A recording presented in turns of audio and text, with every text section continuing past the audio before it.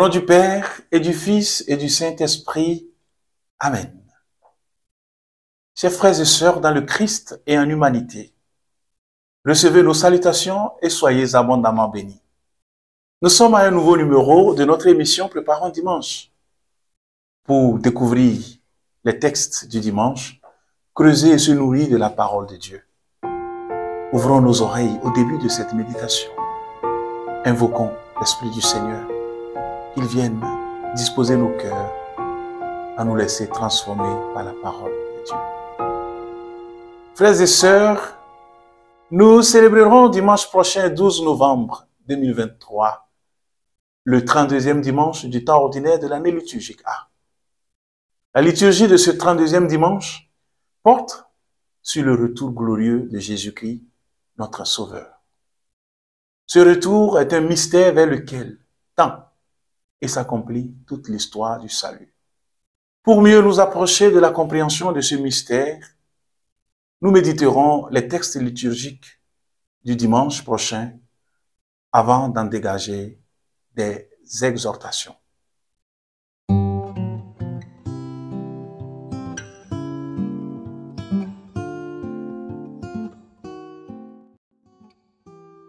Lecture du livre de la sagesse. La sagesse est resplendissante. Elle ne se flétrit pas, elle se laisse aisément contempler par ceux qui l'aiment. Elle se laisse trouver par ceux qui la cherchent. Elle devance leurs désirs en se faisant connaître la première. Celui qui la cherche dès l'aurore ne se fatiguera pas. Il la trouvera assise à sa porte. Penser à elle est la perfection du discernement, et celui qui veille à cause d'elle sera bientôt délivré du souci. Elle va et vient à la recherche de ceux qui sont dignes d'elle. Au détour des sentiers, elle leur apparaît avec un visage souriant. Dans chacune de leurs pensées, elle vient à leur rencontre. Parole du Seigneur.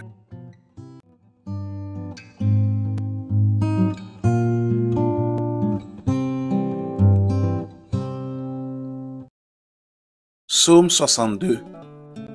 Mon âme a soif de toi, Seigneur, mon Dieu. Dieu, tu es mon Dieu, je te cherche dès l'aube. Mon âme a soif de toi. Après toi languit ma chair, terre aride altérée sans eau. Je t'ai contemplé au sanctuaire, j'ai vu ta force et ta gloire. Ton amour vaut mieux que la vie, tu seras la louange de mes lèvres. Toute ma vie, je vais te bénir, lever les mains en invoquant ton nom. Comme par un festin, je serai rassasié. La joie sur les lèvres, je dirai ta louange. Dans la nuit, je me souviens de toi et je reste des heures à te parler. Oui, tu es venu à mon secours. Je crie de joie à l'ombre de tes ailes.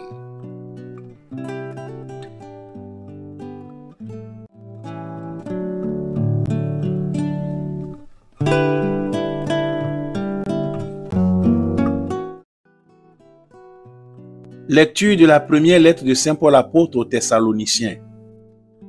Frères, nous ne voulons pas vous laisser dans l'ignorance au sujet de ceux qui se sont endormis dans la mort.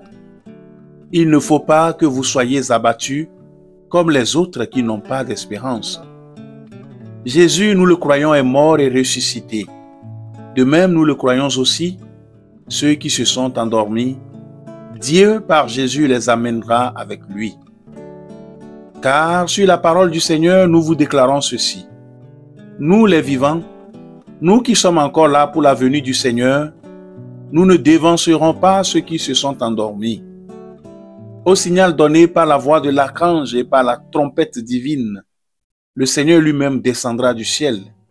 Et ceux qui sont morts dans le Christ ressusciteront d'abord. Ensuite, nous les vivants, nous qui sommes encore là, nous serons emportés sur les nuées du ciel en même temps qu'eux à la rencontre du Seigneur. Ainsi, nous serons pour toujours avec le Seigneur. Réconfortez-vous donc les uns les autres avec ce que je viens de dire. Parole du Seigneur.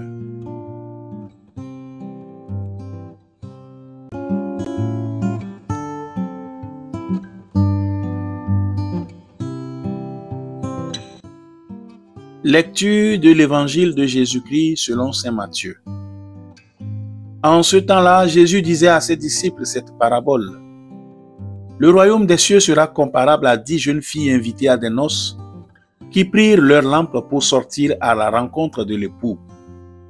5 d'entre elles étaient insouciantes et 5 étaient prévoyantes. Les insouciantes avaient pris leurs lampes sans emporter d'huile, tandis que les prévoyantes avaient pris avec leurs lampes des flacons d'huile. Comme l'époux tardait, elles s'assoupirent toutes et s'endormirent. Au milieu de la nuit, il y eut un cri.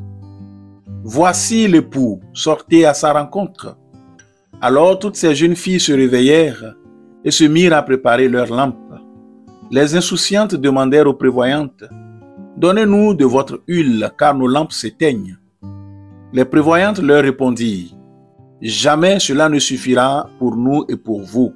Allez plutôt chez les marchands vous en acheter. » Pendant qu'elles allaient en acheter, l'époux arriva. Celles qui étaient prêtes entrèrent avec lui dans la salle des noces et la porte fut fermée. Plus tard, les autres jeunes filles arrivèrent à leur tour et dirent, « Seigneur, Seigneur, ouvre-nous. » Il leur répondit, « Amen, je vous le dis, je ne vous connais pas. Veillez donc, car vous ne savez ni le jour ni l'heure. » Acclamons la parole de Dieu.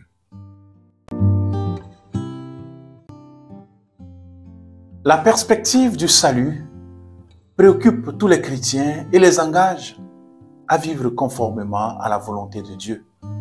Pour les aider dans cet effort, l'auteur sacré du livre de la sagesse que nous avions écouté en première lecture fait une personnification de Dieu en la sagesse comme détenteur de l'art de vivre humainement épanouissant. Pour preuve, dans la première lecture extraite de ce livre, l'auteur présente la sagesse, Dieu, comme une ravissante personne, accessible, exprimant une bonne ligne de conduite, un jugement parfait et un charme inaltérable. Elle implique une course effrénée et sans trêve à sa recherche.